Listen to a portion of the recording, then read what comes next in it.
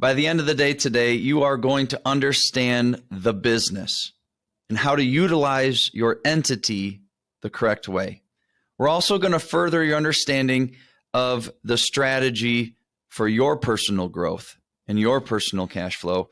And then we're going to enhance and again help you to understand a little bit more about trucking as a cash flow investment as opposed to you driving for it. Stay tuned.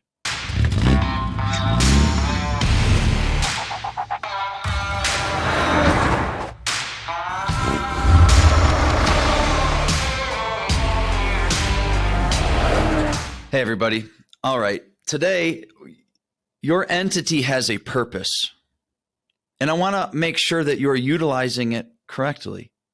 There are so many different factors that go into what entity you choose to start with. Every entity itself has a little bit of a pro and a con to it. An LLC, an S Corp, a C Corp, sole proprietorship. They all have different pros and cons. We're going to talk a little bit about those. And then, who are you getting your advice from in order to grow? Who are you reading or listening to, or what friends or what networks or who is telling you how to grow? Remember that the people that you surround yourself with is your group of people. And so if you want to get somewhere, follow the steps of the people that have gotten there and listen to them. That will help you. And finally, when you look at your cash flow, we want to help you today to understand how to calculate your owner net income. Meaning that for every truck that you buy and you put a driver into, what is your net income after all of your expenses, after you pay your driver, to calculate your cash flow? And it's that number that you will use to calculate what kind of growth factor you need to meet your income requirements for your future. So let's first start by talking about the business formation, right? So you have LLCs, which are probably the most commonly used, and the next one would be an S corporation. And the benefit of these two types of entities is that you have what's called a pass-through. And so as a business owner, you do not write yourself a W-2 check. You write yourself what's called owner pay or an ownership draw. And as the year goes, even though you're getting paid, you're not being taxed on it yet because you don't know what the net revenue of your business is. So throughout the course of the year, you're going to apply a tax strategy.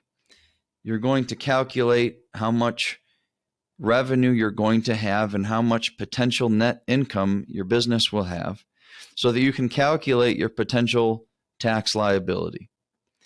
At the end of the day, we want to figure out, how do I use that the best way? So you're going to have your typical expenses, which is your fuel and your maintenance.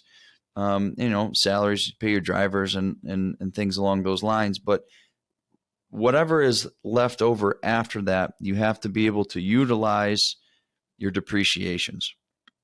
And in the trucking world, it's pretty beneficial for you to acquire more assets, because the more assets that you acquire, the more depreciation that you have, the more net income you get to wipe out, and you get to take a loss. Even though that you might have personally made money, the business will potentially have lost money due to depreciation. And those losses get passed through to you on what's called a K-1. Now, I'm not an accountant, I'm not a CPA. This is my knowledge from just a general business source, okay? So, in doing this over the years. But what you want to do is make sure that you go over this with your CPA and make sure that they're calculating it correctly. But let's say that you made $100,000 this year, and forget maintenance and forget expenses, but you went out and bought $120,000 semi truck to add to your fleet. Okay. that $120,000 can now be used all in 1 year as depreciation. And so what that does, if you have an LLC or an S corporation, that loss will pass through to you as the owner, and it will wipe out any of your income. In addition to that, the opposite is also true. So if your business generated $250,000 a year of income, as an LLC or an S corporation, your personal income goes $250,000. Now, that's not what it will show as your gross, because there's the business itself will have its depreciations and its write-offs and its expenses. So you want to make sure that you are choosing the right entity. If you choose a C corp, or if you already have a C corporation, the difference there is that, one, as an owner, you do still have to write yourself a W-2 salary, which taxes will come out of that. And any of the losses and the depreciations that are held by the corporation stay with the corporation. They do not pass on to you. And what happens is you have what's called double taxation. So you have a C corporation that, let's say, does $250,000 of gross revenue, and $150,000 of that is net income, and they owe taxes on $150,000. Let's just say that there is no depreciations and write-offs. The corporation will pay its tax. Now you've taken an income, and you will also pay tax from the income that you've taken. It's kind of a double taxation. There are pros and cons to doing so. It depends on what the entity is used for. Again, talk with your accountant on that, and they can help you get a better understanding of that. The business itself. Okay, so once you have it formed, there are things that you want to pay attention to. Taxes, again, your tax strategy, depreciations, buying anything, paying attention to what you buy. Is it a business expense? Is it not? The truck that you drive personally, or your car that you drive personally.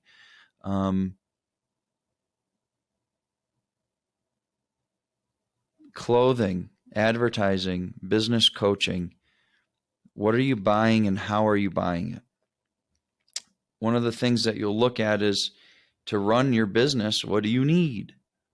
Staffing, payroll, credit. You're going to need credit, whether you're utilizing trade lines, whether you already have good credit. If you don't have good credit, download Credit Karma, download Credit Sesame, download Experian, get them all and review them so that you understand why your credit is the way that it is. And then you can develop a strategy on how to fix it. Your staffing, whether or not you have a driver right now, or you're looking for a driver in the future, figure out your messaging. Figure out how you're going to pay them. Workers' compensation. What is it going to cost you? There's a lot that goes into, payroll, taxes, and everything else. Find the payroll companies. Find the structure of which and how you're going to pay people before you even have those people, so that as we move on a little bit here in a minute, talking about cash flow, you'll be able to utilize those numbers to help you with your cash flow. Again, your credit. Business credit is important. And if you have a Dun & Bradstreet's number, you can also get an Experian business number. And those numbers you want to make sure that you use on every single loan that you have that's in the business name. And by the way, nothing should be in your personal name. If you use it for the business, period, it should all be in the business name. Now, Dun & Bradstreet and the Experian business don't always report what your payments are, your utility bills, things along those lines. The companies that you're taking the loans from, or that you're leasing from, they have to report it to those agencies, and a lot of them don't. But you can pay for a special subscription with Dun & Bradstreet, for example, and Experian, of which it will allow you to submit your own bills for proof. Usually they'll ask for 3 months of the bills and proof of payment, and you can self-report your bills to Dun & Bradstreet and Experian for Business, and that's going to help you build up your Paydex score and your Experian score so that you can take business loans. The other thing you want to think about as far as your business when it comes to the growth factor is there are a lot of trucking companies out there. How are you going to get a company driver to come work for you specifically? And a lot of that is going to be done through your branding and your logos. So if you got, your name on the side of your truck, like, XYZ trucking, or Joe Smith trucking, right? John Smith trucking, whatever that happens to be, you want to make sure as you go, what is the purpose of your growth? Are you trying to grow a company that will have staff that will, grab local markets and shippers and kind of have an area? Or are you just trying to grow for your own cash flow? Because there are two different sides to that. If you're trying to build a brand, then you need to pay attention to that, colors and logos. If you're just trying to build your own cash flow and you're hiring people, even though technically they work for an entity, but you're really just hiring people to be a manager for your trucks, like a property manager would for real estate. They're responsible for your assets, and then it doesn't necessarily matter what the name of your business is or what the logo looks like. So you want to think about the future of that. The other thing is your website, marketing. How are you going to go out there and recruit? What is your messaging? Think about a lot of those things as you look at the business part of it and your formation part of it, because that will help you to determine what type of entity you need. Where should your entity be started? What are the tax benefits of starting it in a state like Wyoming or Delaware or Nevada versus the state that you might live in? And take a look at that from not only from a business income perspective, but an insurance perspective. There are certain states that some insurance companies do not insure in, and there are certain states that if that's your business formation, that's where the FMCSA will report your business, then those costs in some of these states are more expensive than others.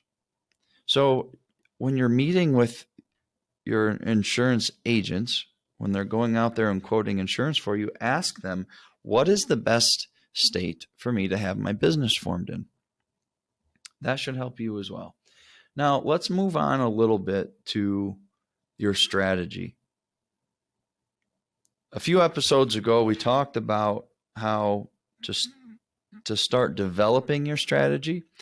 But now I want to talk about the strategy to grow. What is your strategy to grow?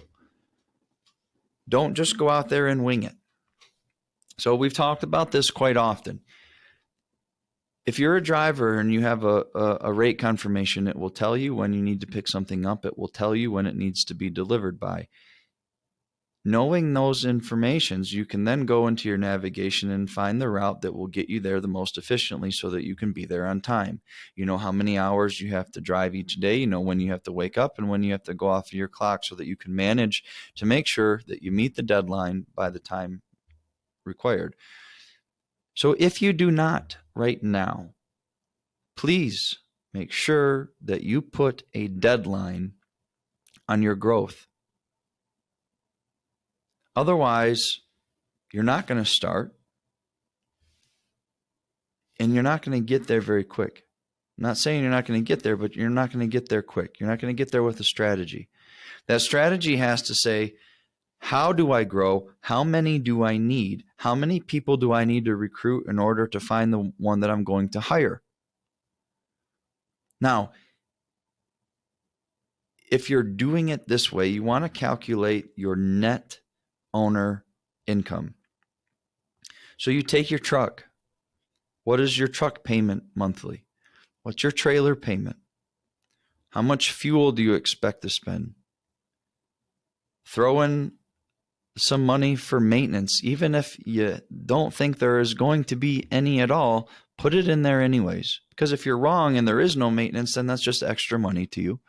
But you want to calculate that in there. And then how are you going to pay your driver? Are you going to pay them by the mile? Are you going to pay them a salary? And I'll talk to you about a couple of different pros and cons of each of these while we're on it. So if you pay them by the mile, it is very hard to determine how many miles you're going to actually go. So if you're trying to convince and recruit a driver to come work for you by the miles, they are going to want an idea of how many miles they're going to drive. It's hard to budget as an owner when you don't even know what you're going to pay your people. It's hard to choose a rate per mile to pay a driver when we don't really control the rates and the market fluctuations of how you're being paid. So one of the better things to do is to pay them a salary. And this was always my idea. Again, and I'm going to just tell you why. It's my opinions are my opinions, and you can choose to adopt them or you can not listen to them at all. But I would pay my drivers a salary, and I always have. And the reason is because I would sit down with the driver, especially while recruiting, and say, listen, I cannot guarantee you a certain amount of miles. Therefore, I do not know how much you're going to be paid. At the same time, if you are paid by the mile, some of these loads are not going to be fair for you, because as an owner, my job is to create cash flow for myself. That's the whole purpose of doing this. Unless you're trying to build a company, you're just building your own personal cash flow. And so if there is a load that pays, $4 a mile, and it happens to be 500 miles, and then there is a load that pays $2.70 a mile, and it's 1,000 miles, you're probably going to take the $4 load at 500 miles because you can effectively get a lot more of those in. There's more profit point for you, and it can be done quick in one driver shift. Now, what you effectively did was pass up 1,000-mile load because of profit, which is okay. But for the driver, you chose to cut them 500 miles short of what they could have done. Now, that is what it is, right? It's a business decision. What's the best profit? What's the best way for me to move forward? And maybe the driver at the end of the day lines up exactly or close to the miles that he would have taken or she would have taken. But the reality is that you're always going to pick and choose loads, or your dispatch will pick and choose loads, or your staff will pick and choose loads that meet your cash flow requirements. And those might not always line up with what the drivers need. So I would pay a salary, and the reason is because this. If the truck goes down, it's not your fault. If a shipper takes too long to load you, it's not your fault. If you show up to a delivery on time and the receiver takes too long to unload you, it's not your fault. And a lot of drivers, and I'm sure that you can, if you're listening out there, I'm sure that you've been in this situation. You know exactly what I'm talking about. An hour and a half, 2 hours should be a typical unload. What if they're taking 6? If they're taking 6 and you're paid by the mile, or you're paid a percentage, your money is being held up because now they're eating into the miles that you could be driving. Or possibly if you had a delivery at 9 a.m. and you had another one scheduled to pick up at 1 o'clock and they're sitting there for 6 hours unloading you, you've most likely lost your reload. And as a driver, if you're paid by the mile or you're paid on percentage, you are upset. You're frustrated. Rightly so. But as an owner, you got to understand it's not their fault if they're on time. You have to get on the phone, or your staff has to get on the phone and contact that facility directly. Don't go to the brokers. The brokers aren't going to do anything. You're going to call them. They're not going to want to upset their customers. They're going to say that they touch base with them. They're going to say that they try. They're going to say that they send an email, but that doesn't work, and it doesn't work quick. Get on the phone, Google the facility, find a number, find the person to talk to, and see what you can do to push that around. But the driver shouldn't be worried about that. My driver is in control of my asset that I invested a lot of money into. The driver is then responsible for the cargo that's sitting behind it. And what I want that driver to do is show up on time, deliver on time, pick up on time, not worry about the business, just focus on driving. And in exchange for that, I'm going to pay you a salary. Take care of my truck, take care of the cargo, because you are the gatekeeper. You are the one person that is responsible for my personal asset. Not necessarily the mindset of they just work for a company and they're going to come to work and they're going to go Monday through Friday and get weekends off and whatever else you're going to, give them as part of their compensation package. You want them to understand that they are driving for you specifically, that they're responsible for your assets. And you're paying them not to drive and deliver loads. You are paying them to take care of your assets and get it where it needs to go. So when they can understand that, it will help you. Now, once you've determined your truck payment, your insurance payment, your trailer payment, and what you're going to pay your drivers. Now, there's some little expenses in there like your ELD and your tolls, and calculate those things up. After that is all said and done, and after you've thrown in a little bit of maintenance, just plan for it anyways, you're going to find out that you're going to have a number somewhere between $2,000 and $4,000 a month that is net income to you as an owner after all of those expenses are paid out. And that really will depend on your maintenance, and that really will depend on how you pay your drivers. It could be higher than that, but I always like to use lower conservative numbers and plan for things that may happen so that I can calculate my cash flow. Because if my cash flow model works on the low end when I'm calculating certain expenses, it will always work on the high end. But if I always plan for the pie high in the sky and anything goes wrong and I wasn't anticipating it, you're going to be in trouble. Once you know your net owner calculation, that will in itself tell you how you need to grow. You know what your cash flow is. You know how much passive income that you want.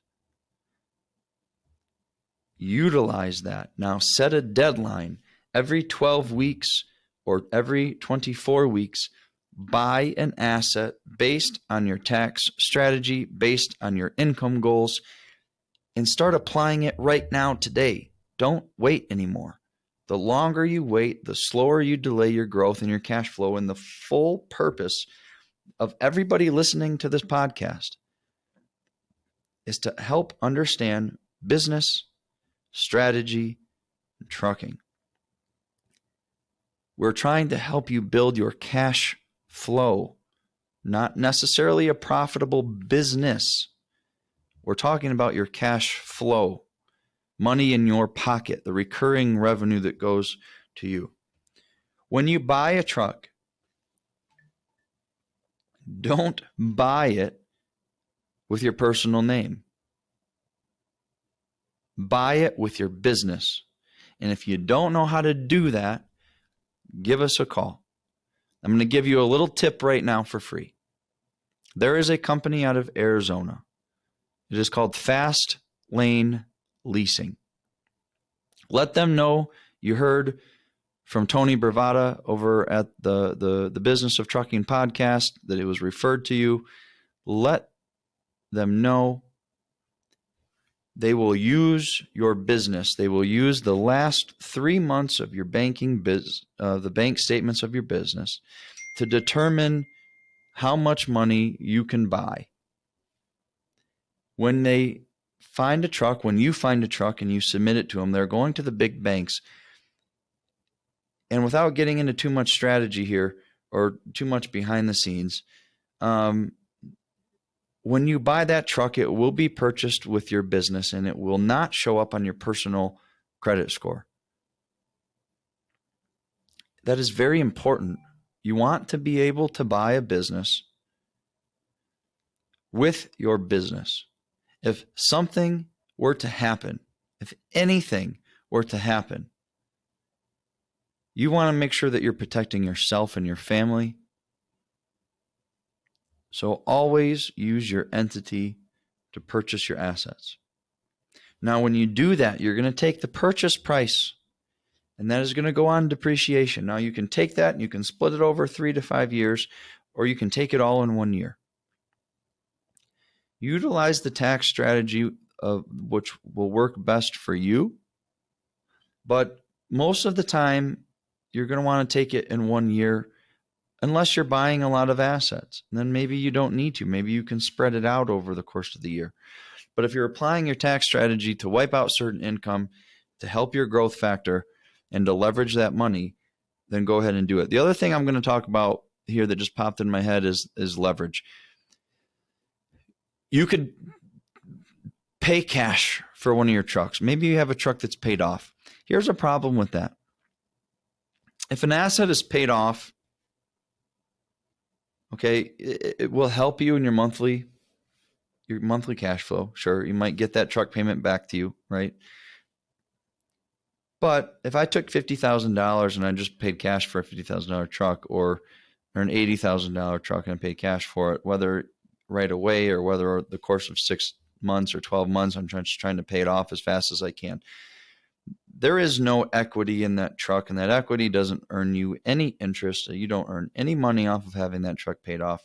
And I'm going to tell you right now, good luck going to a bank and having them give you a loan to collateral against a semi.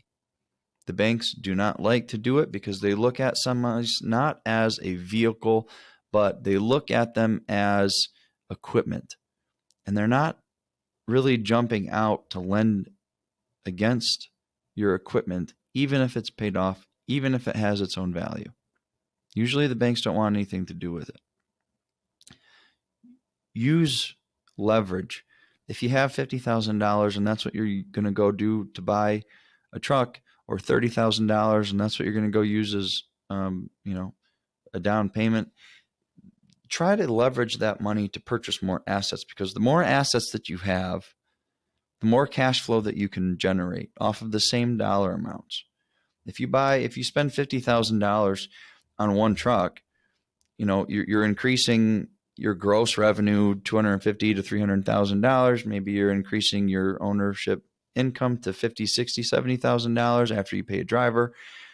But if you took that $50,000 and you took $25,000 each and go use that as a down payment, and you bought 2 assets, now you're increasing your gross revenue to $500,000, and you're also going to increase your net owner cash flow with the same amount of money. So think about using the money that you do have to leverage as many vehicles as you can, using those same dollar figures, because again, we're just talking about cash flow here.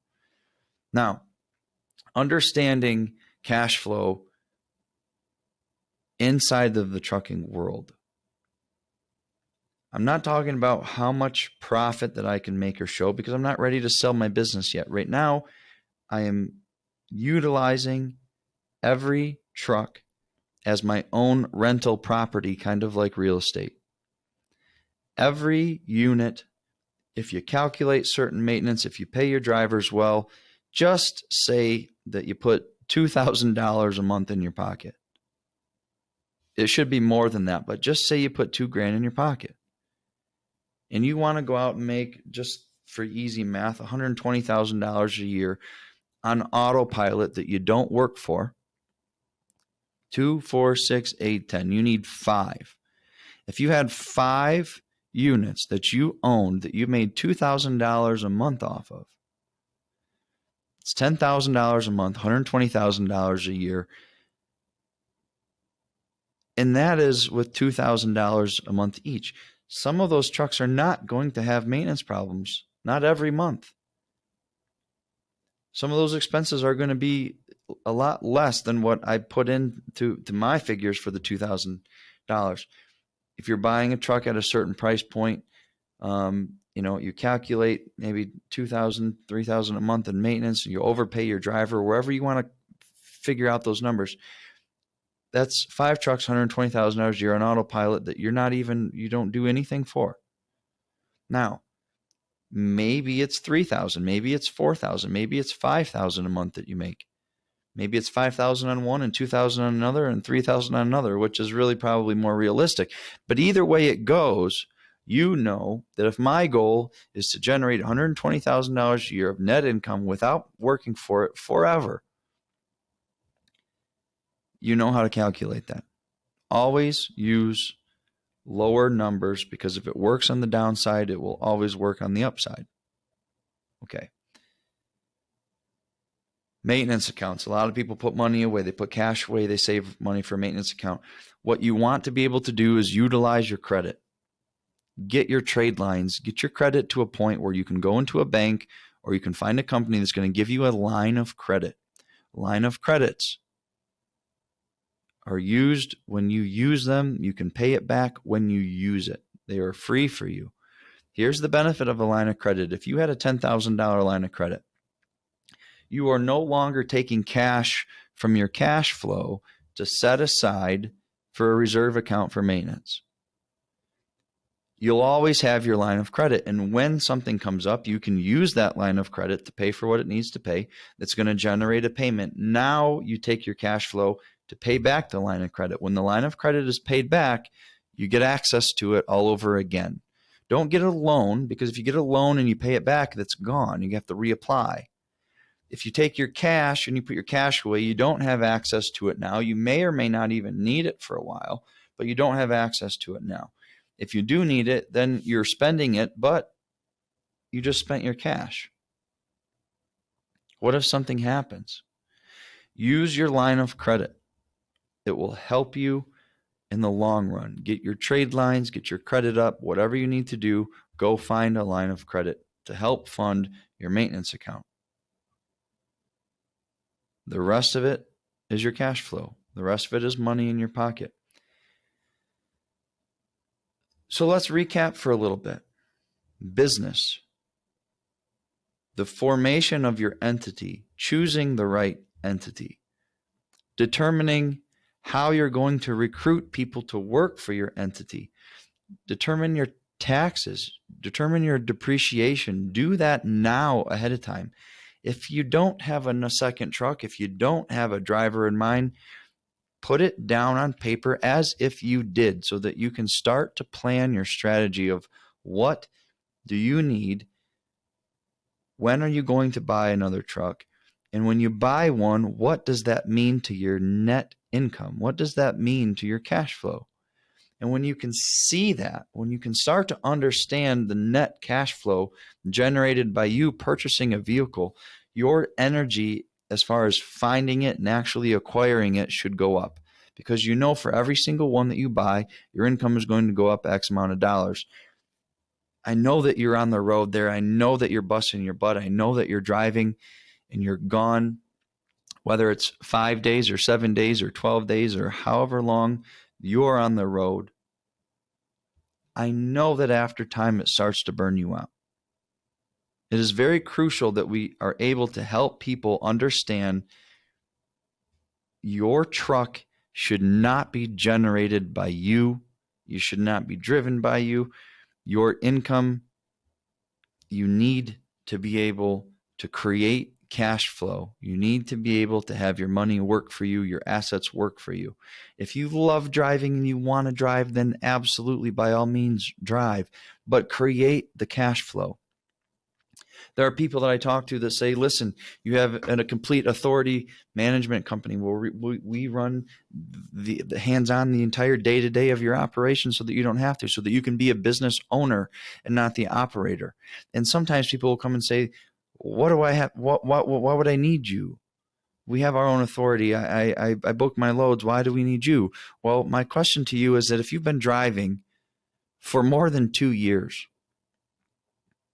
for example, you've been driving 5, you've been driving 10, you've been driving 20, you tell me, if you've been driving for more than 2 years and you still only own 1 or 2 or 3 trucks, you are not utilizing your cash flow the right way. You are not using your investments the right way. What you are doing is paying for your own job. You have a paid hobby. Because if you stop working today, if you decide to not go on the road today, how much income do you make? For most of you, the answer will be 0. The safest place that you can be financially for yourself and your family is to create cash flow, to create multiple income streams. Choose a deadline and start building your cash flow. That's the business. That's the strategy. That's the cash flow. You can start it right now today. If you need help, call in, go to 131trucking.com, email businessmanagement@131trucking.com, submit our plans. Like and subscribe the video, email business management. In the subject line, put episode 5, Let's Talk Business. And if you want to talk business, I'm going to give you a half hour for free. I'm going to give you your first month for free on the CEO experience. This is for people that have their own operating authority, that have, I would prefer 2 trucks, right? But if you got 1 truck, that's okay. But if you got 2 trucks, you'll get a month free when you join. The offer will be open for, let's say, the next 7 days. Subscribe, like, email into businessmanagement@131trucking.com. You'll get your first month off of your CEO experience. Let us help you run your business. Even if it's just business coaching, get out there and take advice from somebody who knows what they're doing, knows how to create cash flow. Get a team behind you. Don't do it by yourself. The reason that you pay for staff is so that you can grow. The reason that you pay people to help you is because you've been out there driving for 5 years or 10 years or 20 years or 30 years, or maybe you're brand new. But if you only have 1 truck or 2 trucks, if you can't stop right now today and spend this week with your family and still make money, if you can't do that, you're not doing it right. Let us help you. You have the power. You have the choice. Have a great day, everybody.